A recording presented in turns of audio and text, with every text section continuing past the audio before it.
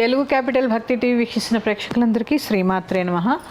కనకధారా స్తోత్రం అద్భుతమైనటువంటి ఆ స్తోత్రం యొక్క భావాన్ని తెలుసుకుంటూ అలా, ఎందుకంటే భావనామాత్ర సంతుష్ట హృదయాయే నమో నమః అని చదువుతూ ఉంటాం అమ్మవారి నామం.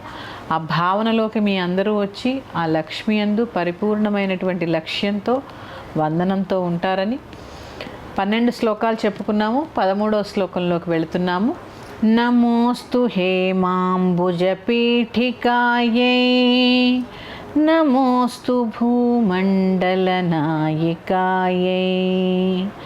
నమోస్తు దేవాదిదయాపరాయై నమోస్తు సంగాయుధవల్లభాయై.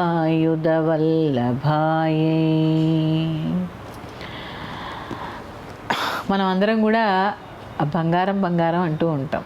అవునండి కదండి. ఇక్కడ ఆవిడ చూడండి, నమోస్తు హేమాంబుజ పీఠికాయ, బంగారు పద్మమునే తన పీఠముగా చేసుకున్న తల్లి, బంగారు పద్మాన్ని పీఠంగా చేసుకున్న తల్లి. నమోస్తు హేమాంబుజ పీఠికాయ, ఆ బంగారు పద్మమునే తన పీఠముగా చేసుకుని దానిని అధిరోహించి ఉన్న తల్లికి వందనము.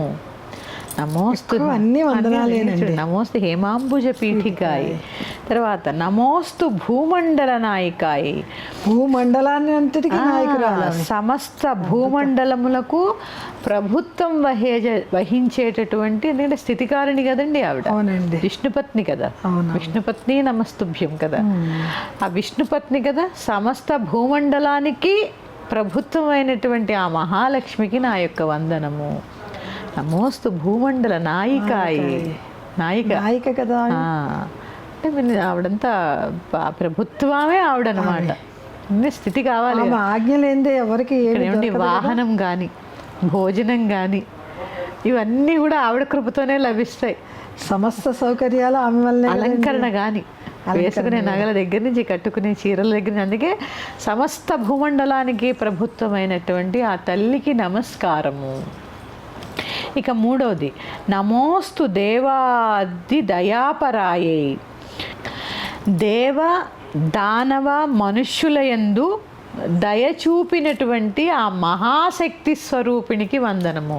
ఎందుకంటే దేవతలకి డబ్బులు కావాలి, దానవులకి డబ్బులు కావాలి, మనుష్యులకి ధనం కావాలి. అవునా కాదా? అవునండి. ఇప్పుడు రావణలంక ఎలా ఉంటుందండి అసలు, ఎంత ఐశ్వర్యంతో, స్వర్ణలంక కదా. అవునండి. అట్లా దానవులకి ఐశ్వర్యం కావాలి, దేవతలకి, ఇంద్రాది దేవతలకి ఐశ్వర్యం కావాలి, మానవులకి ఐశ్వర్యం కావాలి, ఇంద్రుడికి భోగాలు కావాలి. ఈ ముగ్గురి యందు దయచూపేటటువంటి తల్లికి నా యొక్క వందనం. అందుకే నమోస్తు దేవాది దయాపరాయై, తర్వాత నమోస్తు సాంగాయుధ వల్లభాయై. సాంగము అనేటటువంటి ధనుస్సును ధరించినటువంటి విష్ణుమూర్తికి మిక్కిలి ఇష్టమైనటువంటి కమలాదేవికి నా యొక్క వందనము. చూడండి, అక్కడ అసలు ఇద్దరు విడివిడిగా ఎక్కడా లేరు. మనం మొదటి నుంచి చూసుకుంటే ఎక్కడా లేరు. నమోస్తు సాంగాయుధ వల్లభాయి. ఇప్పుడు అర్ధనారీశ్వరులు ఎలాగో అలాగేనండి, విష్ణు నారాయణ లక్ష్మీనారాయణలు ఇద్దరు కూడా అంతే. ఆయన సగం ఇస్తే ఈయన హృదయం మీద పెట్టుకున్నాడు కదండి, స్థానమే ఇచ్చాడు కదా. అందుకే ఆ సాంగము అనేటటువంటి ధనుస్సుని ధరించినటువంటి విష్ణుమూర్తికి ప్రియమైనటువంటి ఆ కమలాదేవికి నా యొక్క వందనములు. అసలు ఎక్కడా కూడానండి అన్యోన్యమైన దాంపత్యమే అసలైన లక్ష్మి అని చెప్తున్నారు చూడండి. అంతే కదా. భార్యాభర్తలు ఏ ఇంట కీచులాడరో, ఆవిడ చెప్పింది కూడా కదా, ఏ ఇంట కీచులాడరో, ఏ ఇంట స్త్రీ కన్నీరు పెట్టదో, ఏ ఇంట నా భర్తని గురించి ఎక్కువ పొగుడుతూ ఉంటారు, ఏ ఇంట శుచిశుభ్రతలు పాటిస్తూ ఉంటారో ఆ ఇంట నేను కొలువై ఉంటాను, ఏ ఇంట దాన ధర్మములు చేస్తూ ఉంటారో ఆ ఇంట నేను కొలువై ఉంటాను. డొక్కా సీతమ్మ గారు తెలుసు కదండి అందరినండి. ఎంత అన్నదానం చేస్తే ఆవిడ దగ్గర ఉన్నది కూడా అయిపోయిందటండి. అవునంట. అయిపోతే ఏదో కింద స్థలం దున్నుతుంటే లోపల నుంచి వచ్చినాయి ధనం దొరికిందట. అవునండి. అంటే చూడండి అక్కడ ఆ కృప ఎట్లా ఉందో, ఆ విష్ణుమూర్తి కృప. విష్ణు భక్తురాలు ఆవిడ. అవునా. అందుకే అక్కడ చూడండి, అంటే ఆ విష్ణు కృప కూడా మనందరికీ అవసరం కదండి. ఏ ఇంట చాలామంది అనుకుంటూ ఉంటారు దాన ధర్మాలు చేస్తే తరిగిపోతుందని. కాదండి, ఒక మొత్తం ఆ పుణ్యం అంతా పెట్టే కొద్దీ పుడుతూ ఉంటుంది. ఇప్పుడు బ్యాంకులు మనకు కనిపిస్తూ ఉంటాయి, రకరకాల బ్యాంకులు, ఎస్బీఐయో ఇండియన్ బ్యాంకు ఇలా కనిపిస్తూ ఉంటాయి.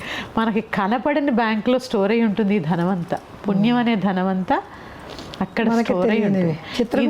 చిత్రగుప్తుడి చిట్టాలా ఉంటుంది కదండి. ఈ ధనం అంతా ఎప్పుడు ఉపయోగపడుతుందండి? జాతస్య హి ధ్రువో మృత్యు, పుట్టినవాడు మరణించక తప్పుడు, మరణించినవాడు పుట్టక తప్పదు. ఆ ముందు కర్మ, ముందు జన్మ ఉత్తమమైనటువంటి జన్మ రావడానికి అవకాశం ఉంటుంది. మళ్ళీ 10 మందికి పెట్టేలాగే పుడతారు, పుట్టుబోగులుగా పుడతారు. అందుకని తప్పకుండా ఉన్నంతలో షేరింగ్ ఇస్ కేరింగ్ అనేది ఇంగ్లీష్లో ఒక పదం. అందుకని ఉన్నంతలో పిల్లలకి కూడా అదే నేర్పండి. ఈ బిస్కెట్లు పెడతారండి తల్లులు, నువ్వే తిను అని మొదలు పెడతారు. అక్కడ మొదలవుతుందండి వాళ్ళకి. పిల్లల్లో మొదట్లో మనం ఏం నాటుతామంటే, వాడు 2 తింటే 5 బిస్కెట్లు పెట్టండి, 3 దానం చేస్తాడు, 2 తింటాడు. అపాత్రదానం నేర్పించకండి, నాన్న నువ్వు 2 తిని 3 అందరికీ పెట్టని చెప్పండి. ఇట్లా నేర్పండి, అంతేగాని నువ్వే తిను ఎవరికి పెట్టకు అని నేర్పద్దు. Sharing is caring. ఇక్కడ కూడా అదే చెప్తోందమ్మ. భర్తతో కలిసి చక్కగా అన్యోన్యంగా ఉంటూ కీచులు ఆడుకోకుండా లక్ష్మీదేవి కృపకు పాత్రులు కండి. మరి యొక్క శ్లోకంతో మీ ముందుకు వస్తాను. శ్రీమాత్రే నమః. శ్రీమాత్రే నమః.